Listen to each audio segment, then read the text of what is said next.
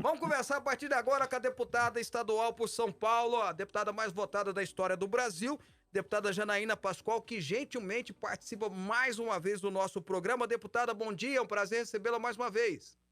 Bom dia, a honra é minha. Vocês é que são muito gentis de sempre me permitirem participar. Bom, Estou à disposição. agradeço. Deputada, eu sei que a senhora está acompanhando, até porque eu sigo a senhora nas redes sociais, a senhora está acompanhando toda essa história lá da CPI, lá no Senado, CPI do Covid, a CPI da pandemia, enfim. Aqui a gente chama de CPI do papai, a gente chama com uma forma mais carinhosa. Mas eu pergunto para a senhora, qual é a avaliação que a senhora faz desse, acho que deu 2 meses já de trabalho da CPI? Eu até tinha uma expectativa de que o presidente do Senado, o senador Pacheco, não prorrogaria os trabalhos da CPI, né? Porque, na minha percepção, a CPI se perdeu. Hoje nós temos muitos presidenciáveis ali envolvidos, o próprio presidente Pacheco foi anunciado pelo Kassab como presidenciável, senadora Simone Tebet, que é uma mulher por quem eu tenho muito respeito, já foi anunciada como presidenciável pelo MDB. Então, como Tasso foco... Gereissati. Sim, pelo PSDB. Então, assim, uma série de presidenciáveis, outros tantos são potenciais candidatos ao governo no ano que vem. Então, é difícil, né, deixar de ver a CPI como um palanque, principalmente quando todo santo dia eles procuram criar um crime para o presidente, né? Então, assim, perceba que é tão interessante que quando eu digo isso, os bolsonaristas mais radicais falam assim, é isso aí, agora a Janaína está lúcida. Aí, quando eu critico alguma coisa do presidente, eles falam, essa mulher é louca, ela não sabe de que lado ela está. Mas eu estou fazendo uma análise jurídica da situação, entendeu? Uhum. Todo santo dia eles criam um crime que não existe, né? E um crime que não tem, vamos dizer assim, materialidade, não tem alicerce. Vou dar um exemplo. Eles inventaram que o presidente tinha planejado contaminar a população para criar uma imunidade. É uma coisa muito fictícia, entendeu? Uhum. Depois tentaram dizer que ele era responsável por 500 mil mortes, numa atitude negacionista, porque ou o vírus existe, a doença é grave, né, e mata, ou ele não existe, quem está matando é o presidente. Então, assim, quando viram que isso não ia colar, aí pegaram esse depoimento do deputado Miranda, e se você recuperar as minhas postagens, vai ver que eu não desmereci o deputado, nem o irmão dele, que eu falei que tinha que tomar o depoimento de maneira técnica, inclusive escrevi que esse depoimento tinha que ser dado separadamente, né, que tecnicamente não é adequado ouvir duas pessoas ao mesmo tempo. Então eu levei a sério, né, aquela situação. Só que depois, com todo respeito, virou mais uma palhaçada. Porque o deputado saiu dando entrevista, dizendo que, olha, talvez tenha um vídeo, talvez não tenha, é possível que haja um áudio. Então, assim, para mim, perder um pouco da razoabilidade, porque ou o cidadão tem o vídeo, tem o áudio, ou ele confirma o que ele falou e deixa logo claro que aquilo foi um sentimento dele, que não é ilegítimo uma pessoa achar que tem algo ilegal e denunciar para investigarem. Agora, essa brincadeira de tem, não tem, esse vai e volta, isso não é adequado, não é aceitável. Né? Aí surgiu aquele jantar, né? O cidadão tal do Dias foi exonerado, a meu ver, com razão, porque eu acho estranho um funcionário sair para jantar para falar coisas do Ministério. Uhum. Aí o que inventaram? Inventaram um vídeo do Pazuello, que eu falei, gente, eu fui assistir o vídeo, ao vídeo, né? Tem que falar certo para as pessoas aprenderem certo. Eu fui assistir e o cidadão, o Pazuello estava falando para a câmera. Olha, estamos aqui com esse empresário que veio fazer uma oferta. Que diabo de crime é esse? Que negociata é essa que ele grava? Uhum. É muito comum, né? Uhum. Quem está na política ser solicitado para agendas, a pessoa que vem te fazer uma visita, quer fazer uma foto, quer fazer um vídeo, é muito difícil você dizer não, né? Então, assim, eu imagino que se ele estivesse fazendo algo que ele considerasse ilegal, algo ilícito, que ele não gravaria um vídeo. Então, assim, a própria CPI, né, digo isso respeitosamente, ela vem se desacreditando. Seria mais adequado encerrar essa CPI, não prorrogar, mandar os principais documentos ou para a Polícia Federal ou para o Ministério Público Federal, para chamar de novo Luiz Miranda, o outro rapaz, que eu acho que é Luiz Ricardo Miranda, que é o irmão, são dois Luizes, né? Uhum. Chamar aquele Dias. Ai, desculpa. Tranquilo. Chamar aquele Dias. Ouvir de maneira técnica, ver quem tem que ter sigilo quebrado, quebrar sigilo. Então, assim, eu não acho que não deva investigar, mas a CPI se perdeu quando passou a ter o foco de achar um crime para municiar um potencial pedido de impeachment, que foi muito a dinâmica da CPI das fake news, né? Nós fizemos uma CPI das fake news aqui em São Paulo. Eu eu solicitei, o presidente da CPI oficiou a CPI federal, e nós ouvimos o deputado federal que deu causa à instauração da CPI federal, e ele próprio abandonou os trabalhos, porque ele disse, com todas as letras em depoimento, que aquela CPI foi sequestrada, né, por um grupo que queria atacar o governo a qualquer preço. E esse deputado nem é um governista, mas ele deu um depoimento isento. Então, assim, eles tentam de tudo, né, para criar esse crime, para afastar o presidente.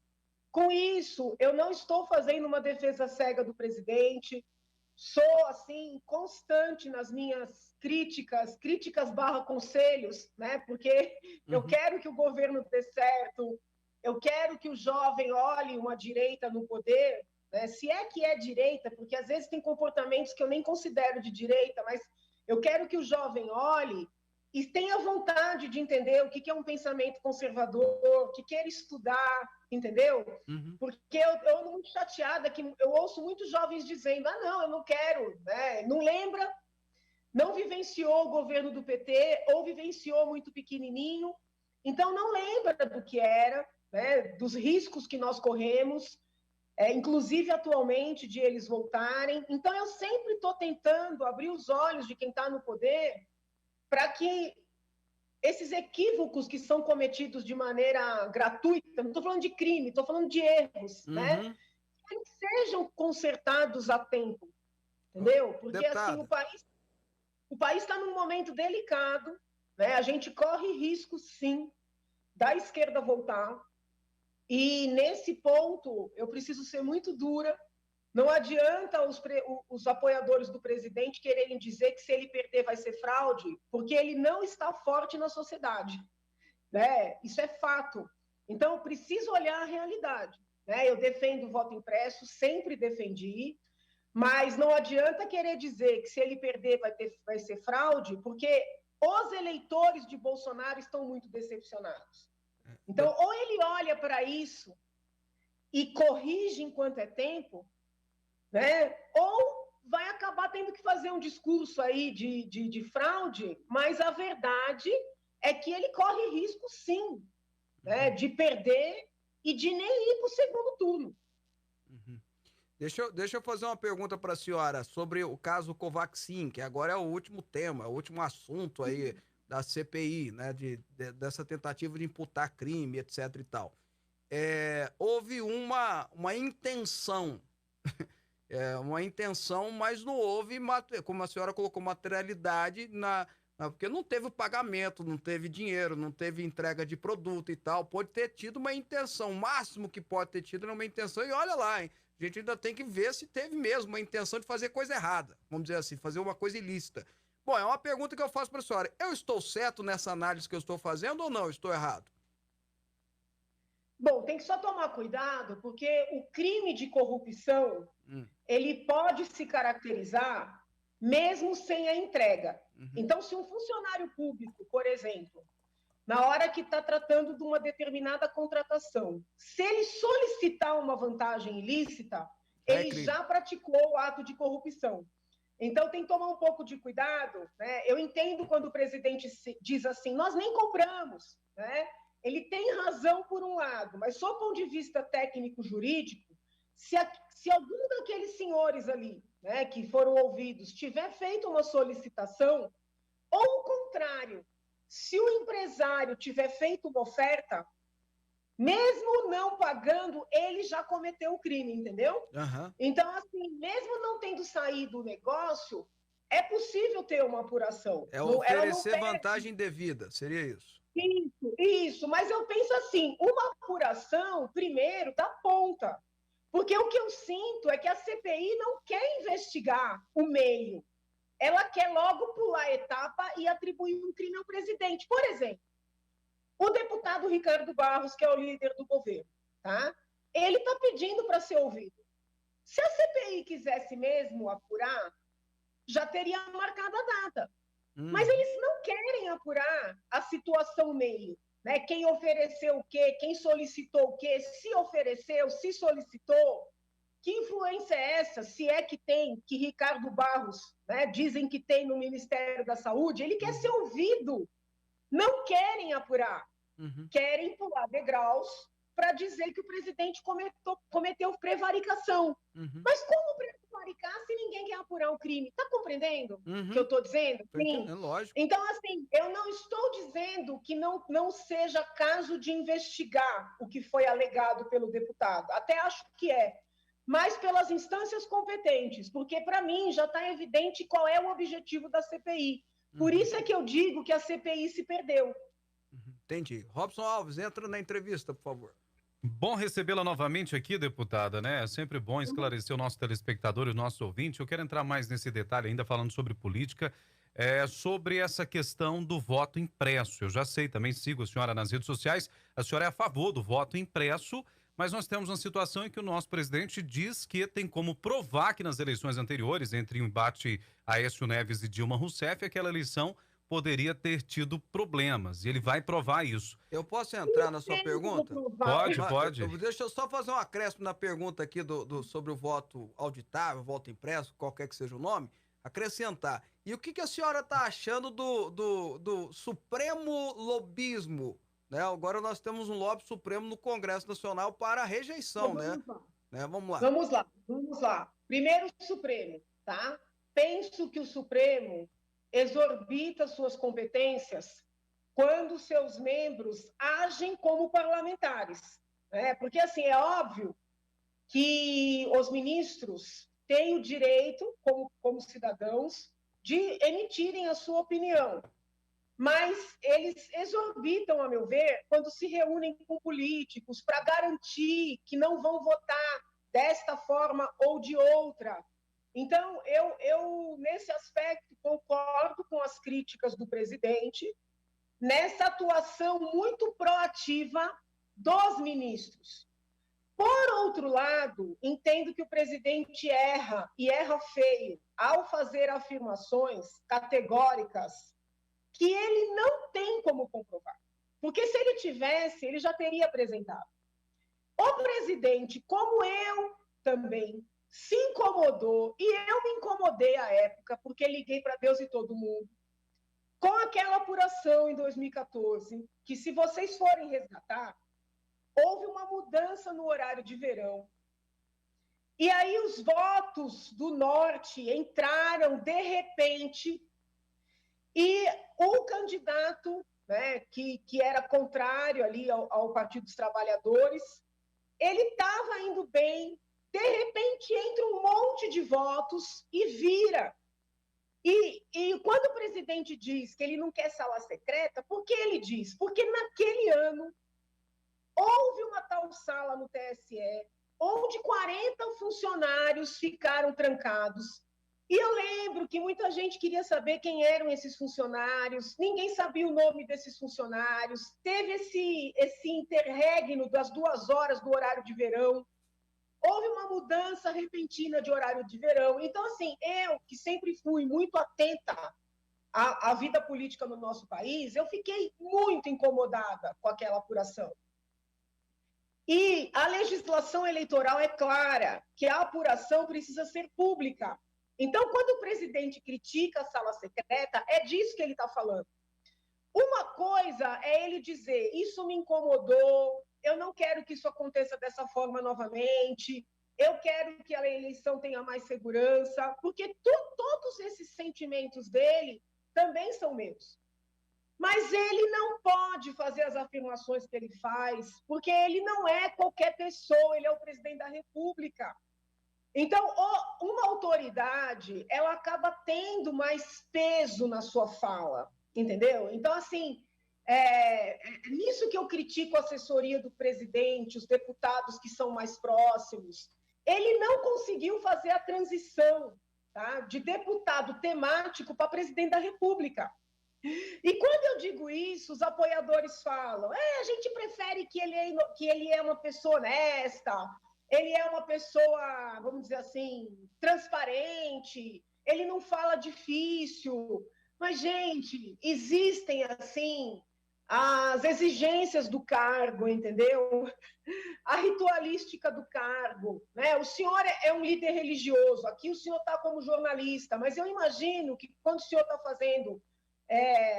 tem a hora da liturgia, tem o momento do culto, tem certos comportamentos que são esperados de um líder, né? De um líder educacional, de um líder religioso, de um líder político.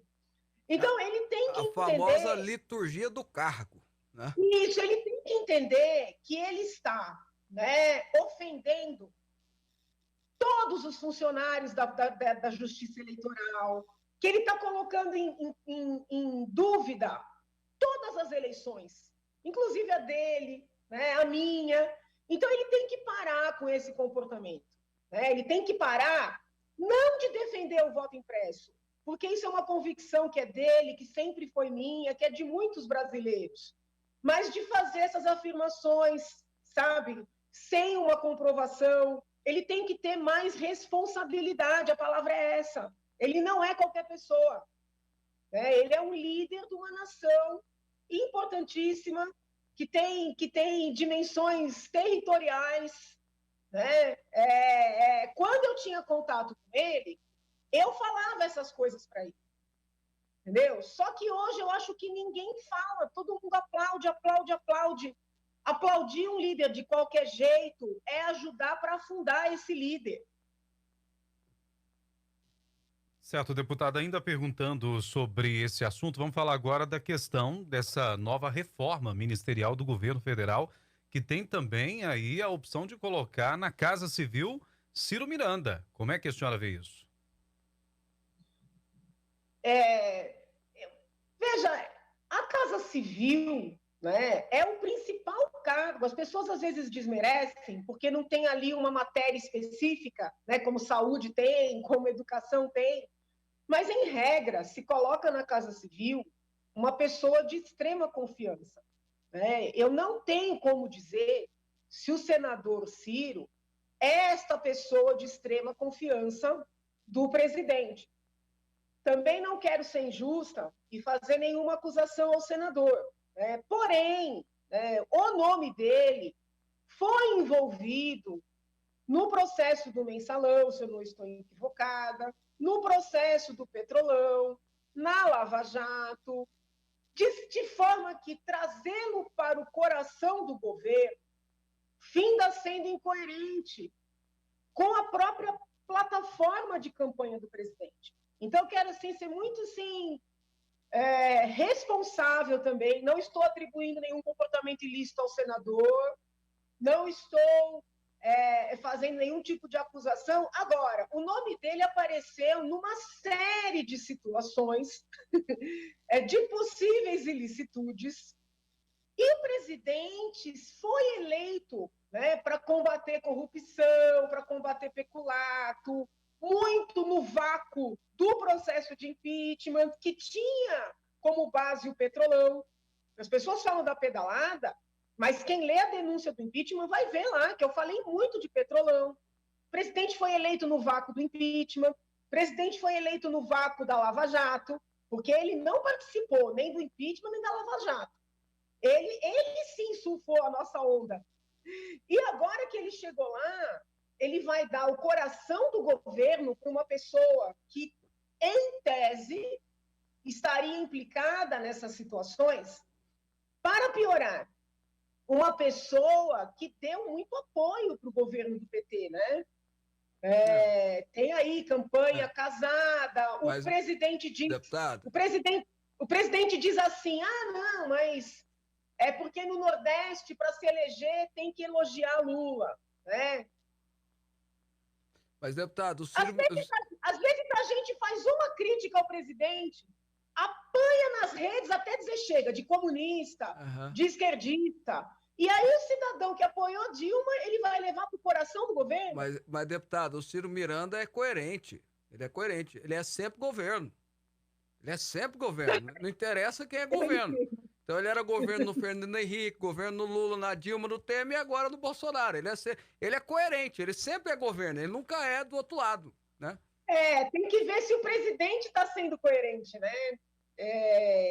Ele está deixando aquelas pessoas que têm um pouco mais assim de senso crítico numa situação muito difícil para defendê-lo. Então, por exemplo, se ele levasse os republicanos para o ministério, que é um partido que é mais...